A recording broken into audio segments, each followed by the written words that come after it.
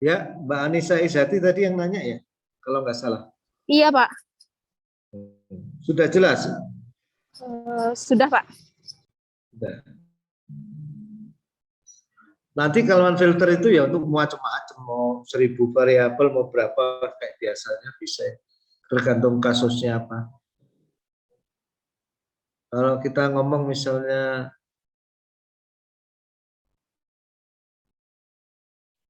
kontrol satelit, apa namanya, kontrol sikap satelit, nah nanti wah, rame itu ya. Pengukurannya bagaimana, informasi yang diperlukan apa, sensor yang mungkin apa. Ya.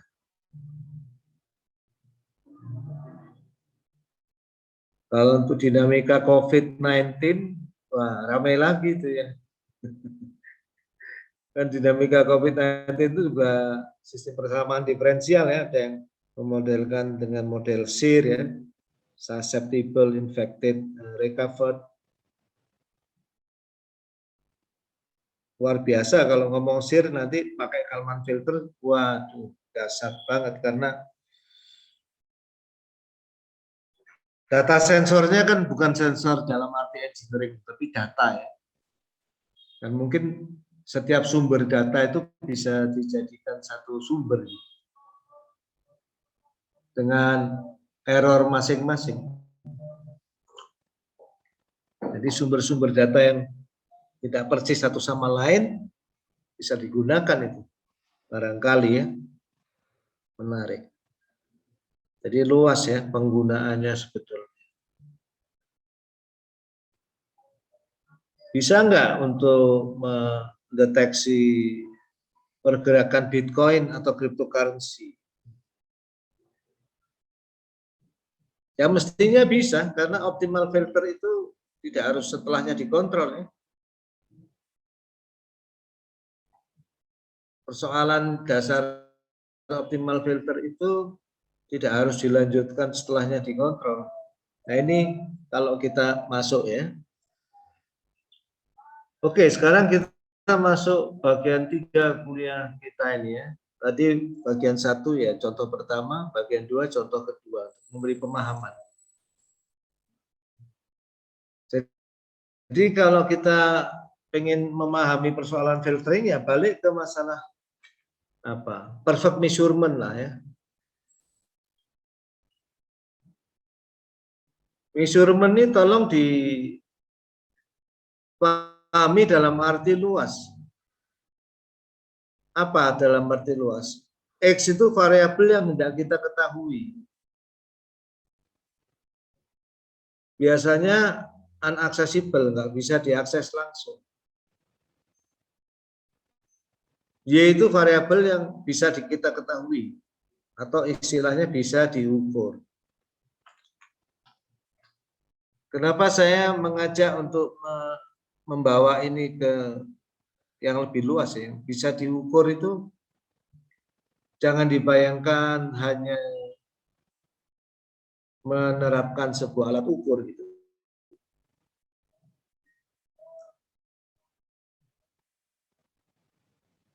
Fisik gitu. Karena ya X itu bisa Anda baca sebagai data atau data yang berbentuk angka yang ingin kita ketahui. Ya.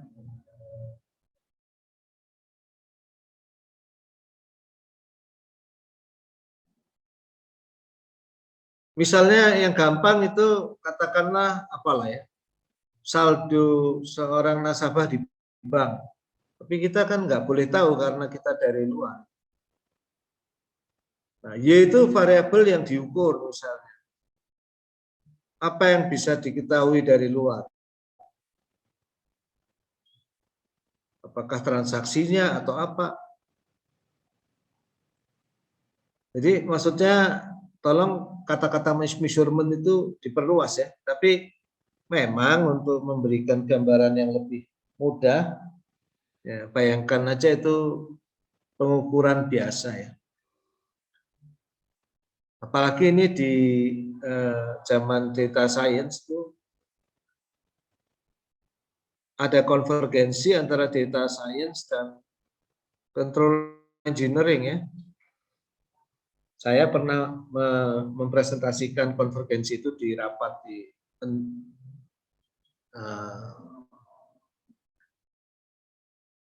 lab atau di KK atau kelompok keahlian.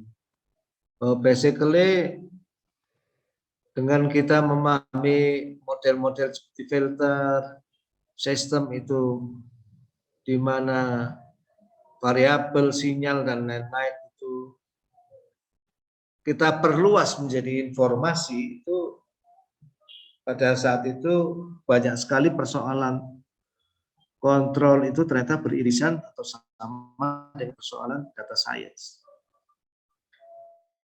Nah, itu menguntungkan Anda semua yang belajar kalau visinya diperluas. Anda terapkan di power system oke. Anda terapkan di telecommunication system oke. Anda terapkan di cryptocurrency recommender system oke. Gitu ya. Anda terapkan di customer chain management dan control oke. Tentu harus hati-hati menerapkannya. Nah, jadi persoalannya itu persamaan Y sama dengan HX ini. Tolong, ya kalau sebagai persamaan matematik ini simpel sekali. Di mana X dan Y ini vektor. Tapi pemaknaan engineering-nya ini, pemaknaan data science atau engineering-nya ini yang penting ya. Kita mulai dulu dengan sebuah perfect measurement dulu lah ya. Di mana variabel yang tidak diukur itu ada N buah, direpresentasikan dengan vektor N kali 1, di mana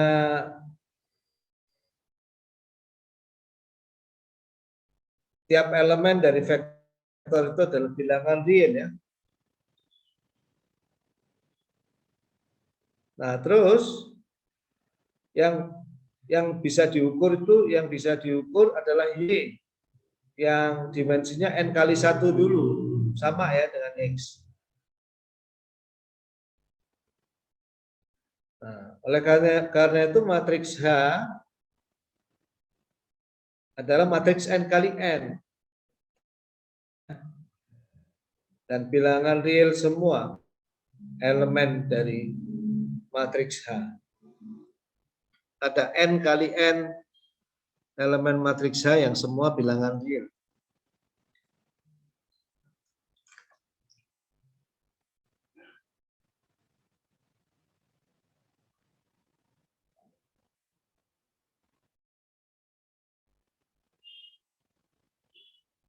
Nah, kalau Y itu bisa kita ukur dan H itu punya inverse ya, maka paling mudah ya mengestimasi X.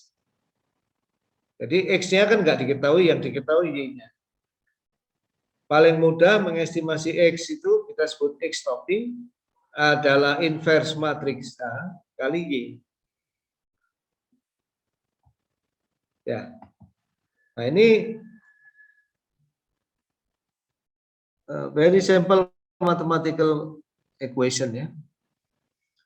Hati-hati banget ya.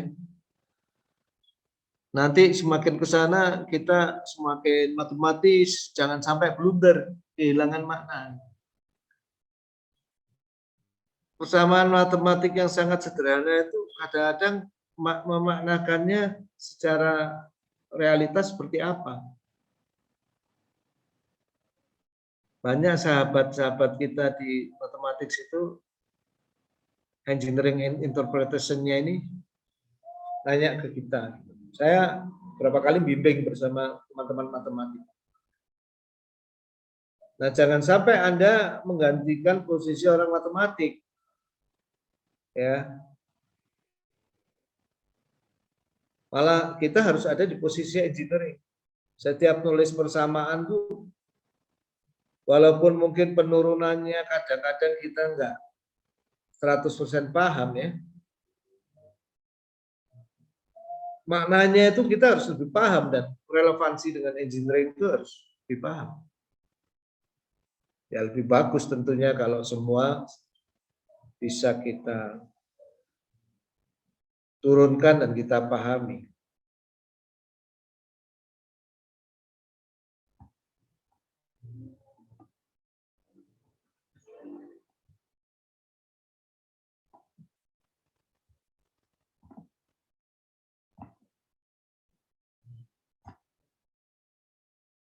Selanjutnya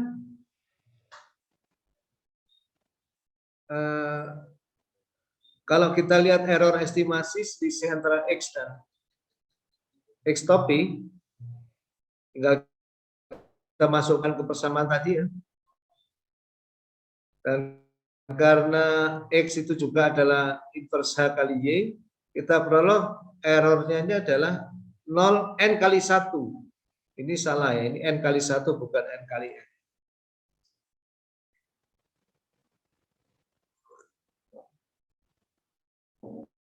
Nah, kalau ada pengukuran yang seperti ini, yang errornya 0 itu disebut perfect measurement atau ideal measurement. Itu dianggap nggak ada noise, nggak ada ketidaktelitian pengukuran dan lain-lain. Nah, ini perlu digarisbawahi. There is no such perfect measurement, such kind of perfect measurement. Sebetulnya dalam kenyataan itu boleh dikata tidak pernah ada pengukuran sempurna. Ya. Jadi nanti kenapa ya? Karena dalam setiap pengukuran itu ada ketidaktelitian, ada disturbance, ada noise ya. Bahkan kalau menurut fisika modern ya, tidak ada noise juga, kata Heisenberg itu tidak bisa kita mengukur posisi dan kecepatan sekaligus sama teliti. Kalau kita mengukur kecepatan sangat teliti, maka pengukuran kita ke posisi akan jadi sangat tidak teliti dan sebaliknya. Jadi modern physics malah memperkuat asumsi bahwa pengukuran itu tidak pernah ideal ya, tidak pernah tanpa error.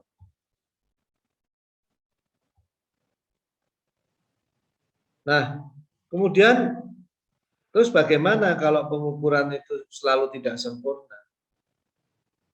Bagaimana kalau tidak pernah ada perfect measurement?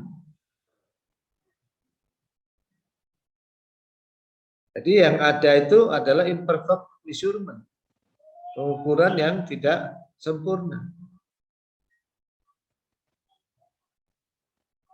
Nah, ini case yang paling sederhana dulu. Kita bahas imperfect measurement of a constant factor. Pengukuran yang tidak sempurna dari sebuah vektor konstan. Gagasannya apa?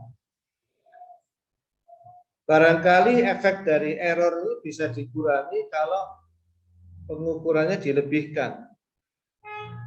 Misalnya yang diukur itu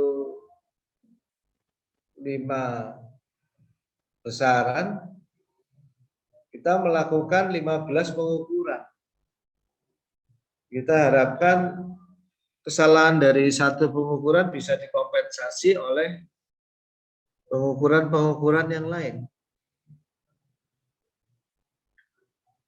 Jadi dilebihkan untuk jaga-jaga. Karena ya kelebihan pengukuran itu bisa dibandingkan satu sama lain untuk kemudian akhirnya diperoleh the best estimate yang menekan meminimisasi sumber semua kesalahan.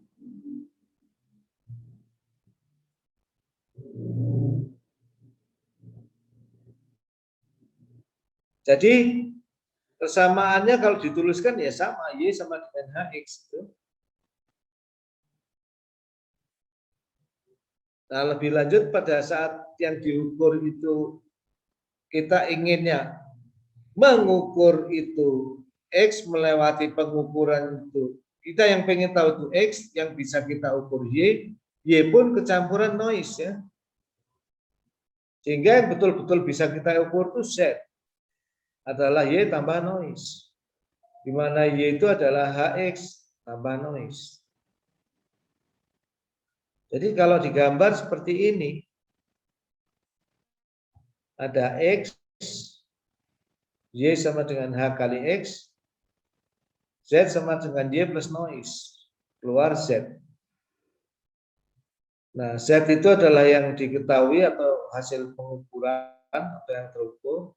X itu adalah yang ingin kita ketahui. Ya. Jadi dari Z kita mau membuat algoritma estimasi yang di sini kita gambarkan di kotak ini. Outputnya adalah X topi, estimasi X. Estimasi X itu atau tebakan tentang X itu harus dibuat sehingga error ini sekecil mungkin.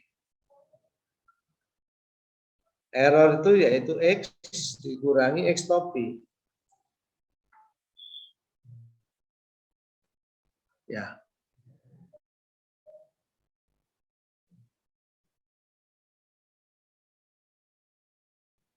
Nah, karena antara X dan X topi ini selalu ada beda, ini ada error.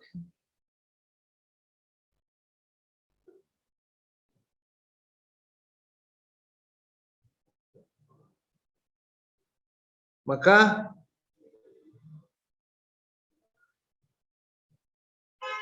nanti kita bisa lanjutkan ya.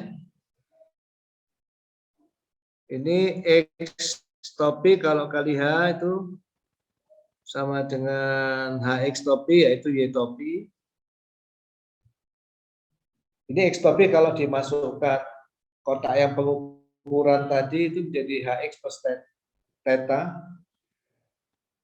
Ini ya. Nah,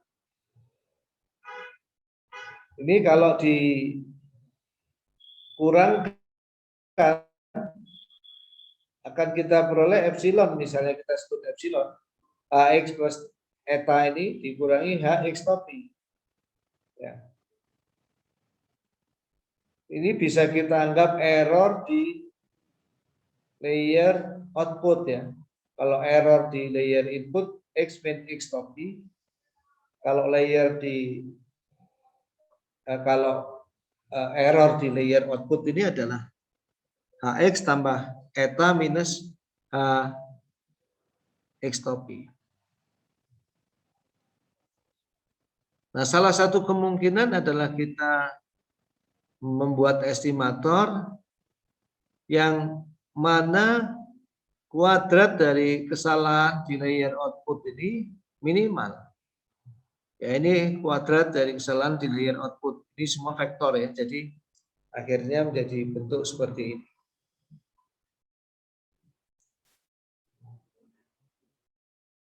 Jadi bagaimana supaya errornya itu, error maksimumnya atau errornya itu yang jumlah ini itu sekecil mungkin.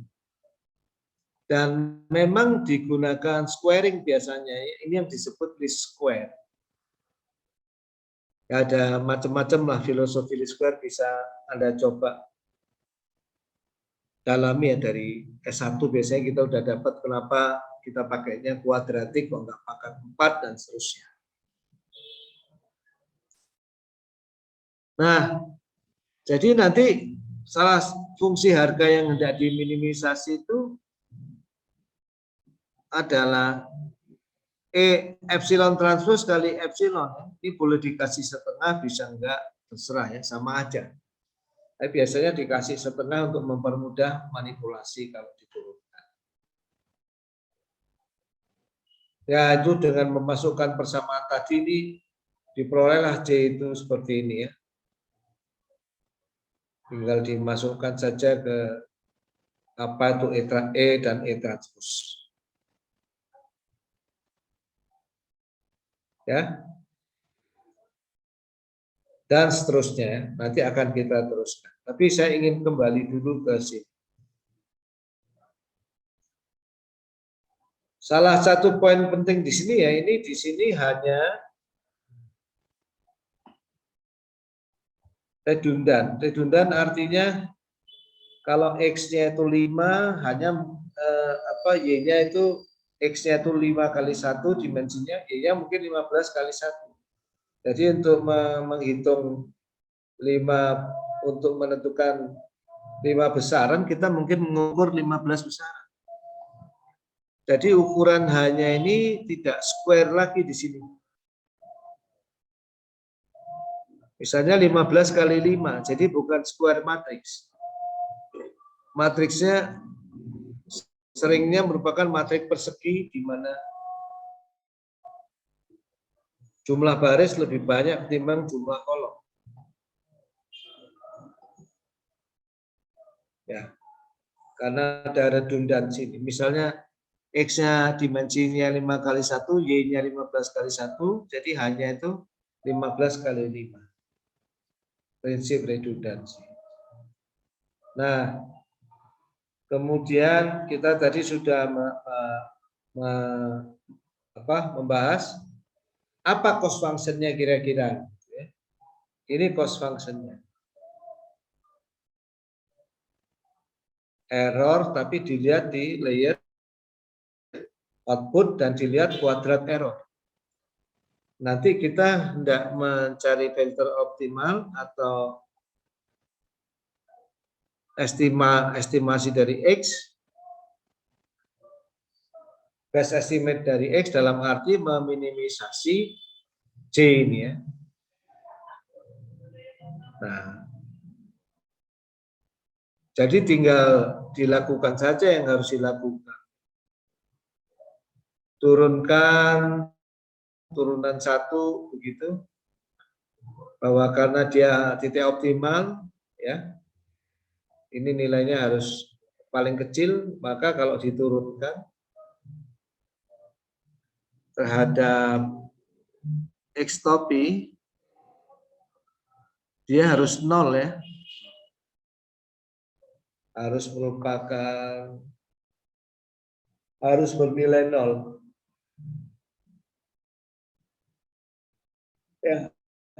Ini J-nya adalah skalar, X topinya adalah fungsi vektor n kali 1, sehingga ini vektor ya. 0 itu maksudnya 0 vektor. Ya, ini tinggal diturunkan aja. Nah, ini Anda harus coba sendiri ya. Diturunkan. Nah, ini dapat kita necessary condition ya, supaya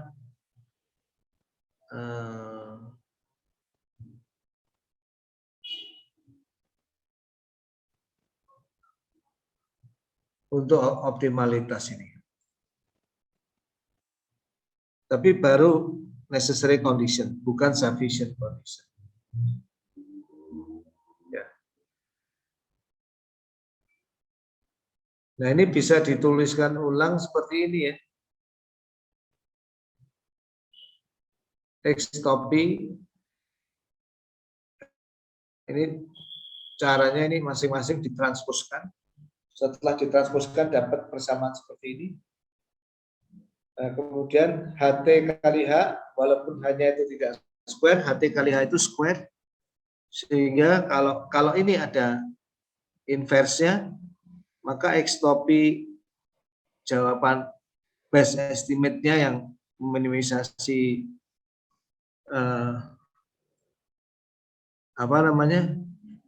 cost function C tadi ini ya. Di sini ada vektor Z, artinya vektor yang diukur langsung. Semuanya dikonstruk lainnya dari H, ya, matriks yang kita sebut observation matrix atau measurement matrix. Ya.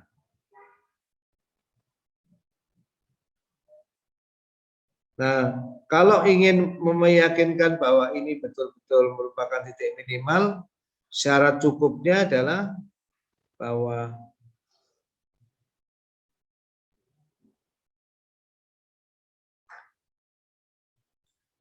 turunan keduanya ini harus lebih besar dari 0 ya.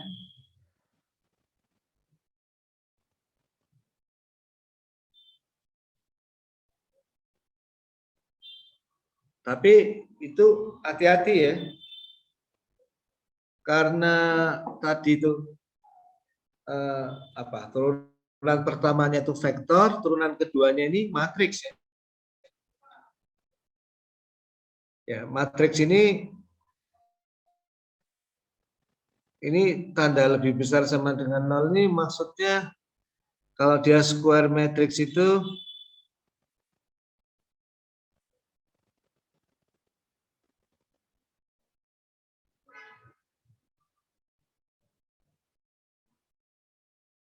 semi definite positif ya. Agar dia itu benar-benar minimal, maka HT kali H itu harus betul-betul definite positif. Sama dengannya ini harus hilang. Dan itu diperoleh bila H transpose H itu non singular atau punya inversi. Nah, kalau itu dipenuhi, jadi dua syarat ini dipenuhi, maka kesimpulannya ini betul-betul merupakan best estimation ya untuk kasus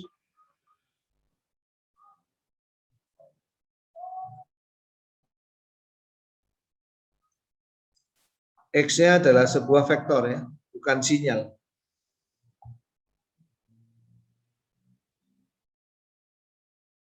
Ya. Nah, itu gambaran awal untuk menuju ke Kalman filter. Nanti Kalman filter yang sebenarnya itu variabel yang tidak kita ketahui itu adalah fungsi waktu, sinyal waktu, jauh lebih sulit ya. Tapi ini sebagai gambaran ya bahwa oh itu mungkin gitu.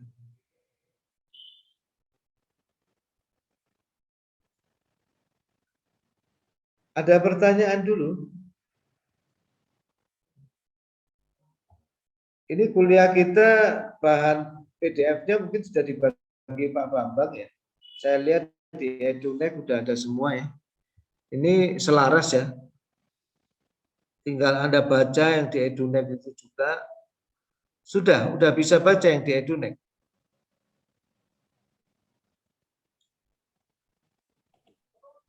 Sudah, Pak. Bisa ya, itu ada ya.